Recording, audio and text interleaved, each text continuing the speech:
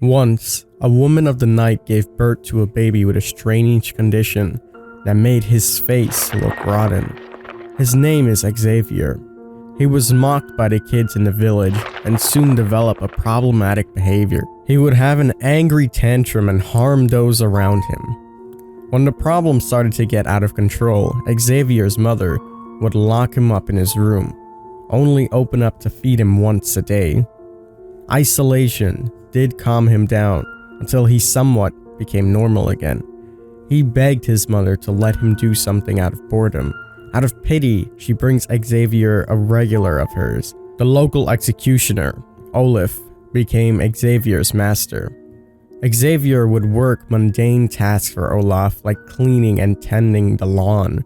When Xavier grew a bit older, Olaf let him do heavier tasks. One day, while doing his daily task, Xavier witnessed an execution of a criminal. He saw Olaf standing mightily on the gallows.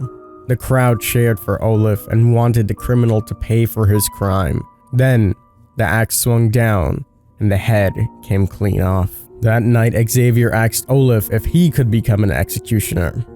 Olaf took a moment to think and then accepted the request. Since Olaf did not have a family, Xavier would be his successor. Olaf taught Xavier of what being an executioner meant. Then he trained the boy to grow strong and tough.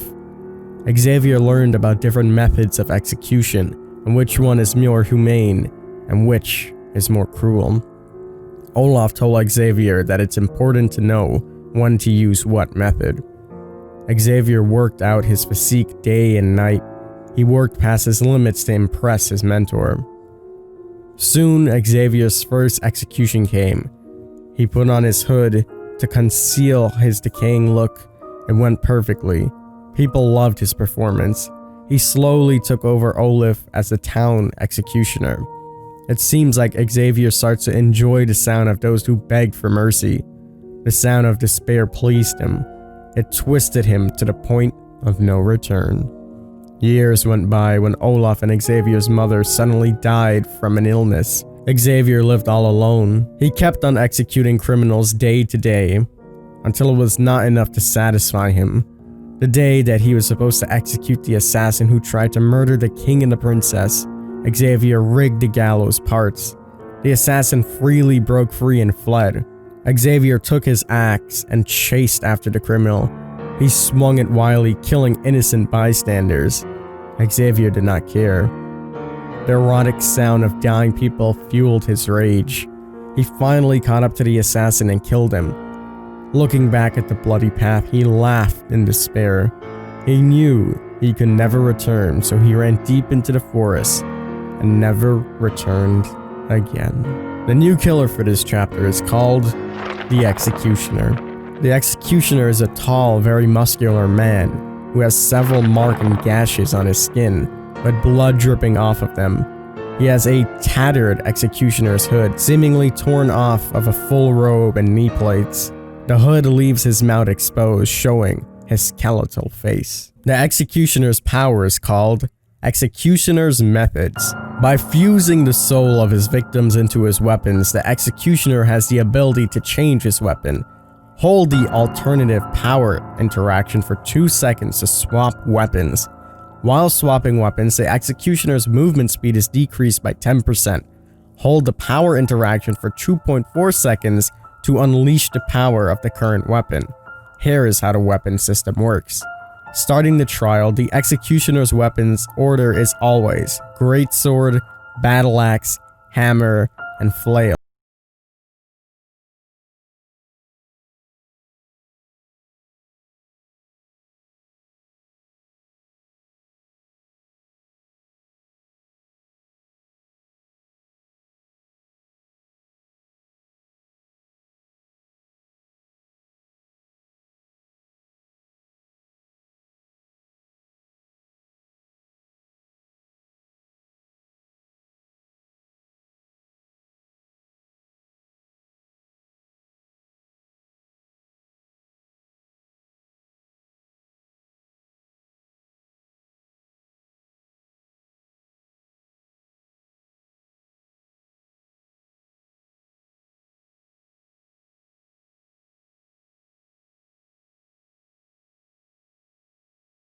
These cooldowns can be affected by perks.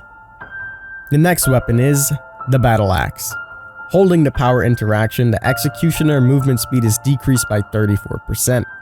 After finishing channeling, he swings his axe down. If he hits a pallet or a breakable wall, he instantly destroys it. If he hits a vaulting point, he destroys it and leaves it unfixable for 40 seconds. If he hits a survivor, the survivor's bonus movement speed boost is decreased to 116%. The next weapon is the Hammer. Holding the power interaction, the Executioner's movement is decreased by 34%. After finishing channeling, he swings his hammer down, causing a shockwave forward in a 16-meter cone. Survivors are staggered if they are in the area and they are unable to sprint. The staggering effect duration is based on how far away it is from the epicenter. The range from 0.1 meters to 16 meters.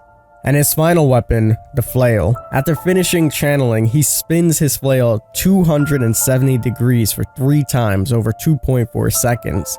The radius of the spin is 5 meters. Each hit would be slightly off from the previous.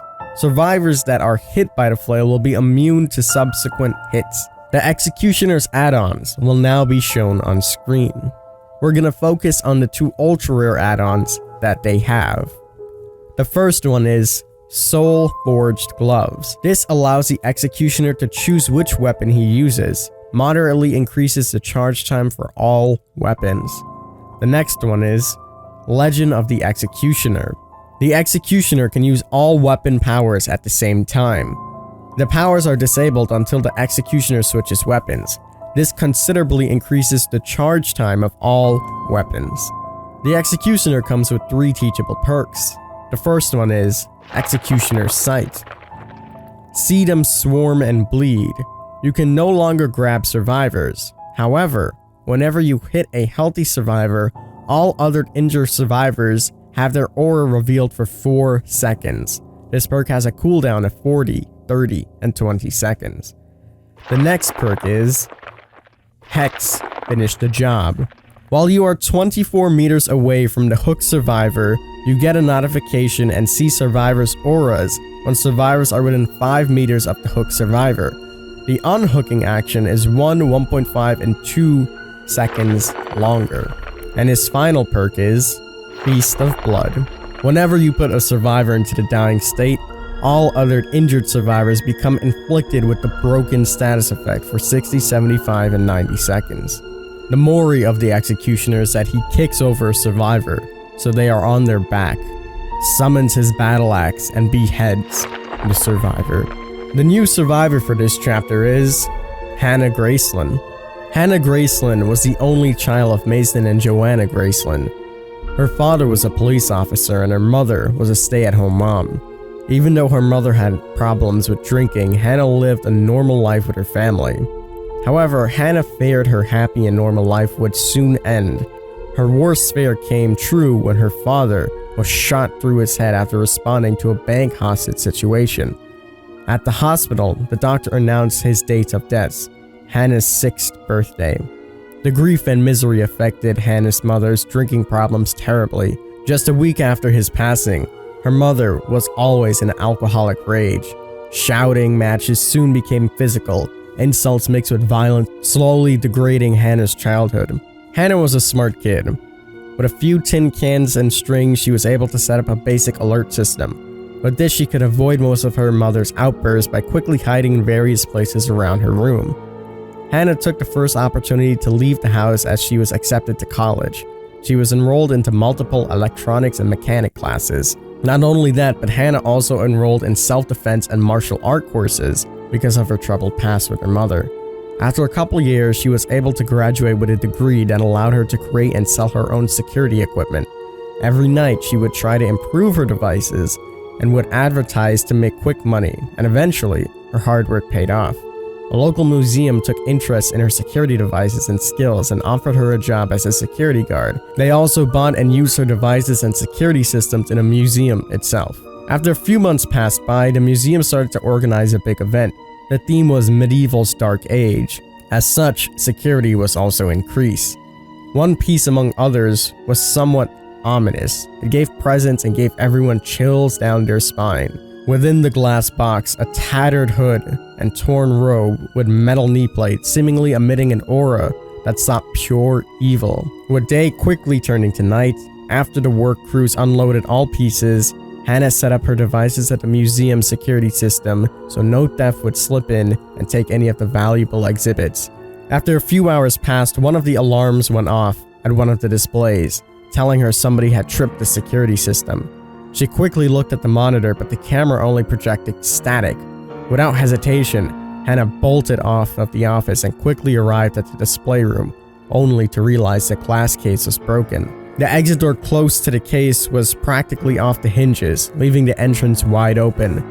Acting on instinct and adrenaline, Hannah raced out the door to follow the culprit of the crime, leading her to the forest as she followed their trail. Hannah never returned back to the museum and was never seen again. Hannah comes with 3 unique perks. The first one, security footage. You start the match with 1 token. Standing within the killer's terror radius while not in chase for 60, 45, or 30 seconds grants you another token. While crouching and motionless, press the active ability button to deploy a small camera. The camera reveals the killer's aura that is detected directly to only you for 4 seconds. Cameras can detect any killer that is undetectable. The camera automatically breaks once it reveals the killers. The maximum number of cameras that can exist in the trial is 4, but only 1 at a time. The next perk is Heart of a Leo. Whenever you rescue another survivor off the hook while inside the killer's terror radius, the survivor gains a 150% movement speed bonus for 3 seconds. The perk triggers the exhausted status effect for 60, 50, and 40 seconds. The rescued survivors affected by this perk become exhausted for 10 seconds. This perk triggers before other exhaustion perks. The final perk is Local Genius. When the killer breaks your line of sight, their aura is revealed for 3 seconds. This perk has a 45, 30, and 25% cooldown, and 25-second cooldown. The map for the chapter is the town square in the realm of the Forgotten Kingdom of Tyranny. The new offering is the Axe Pieces. Once a predominant town, now there is not a single soul present. Haunted by its twisted past, those who dare venture in the town will meet their demise.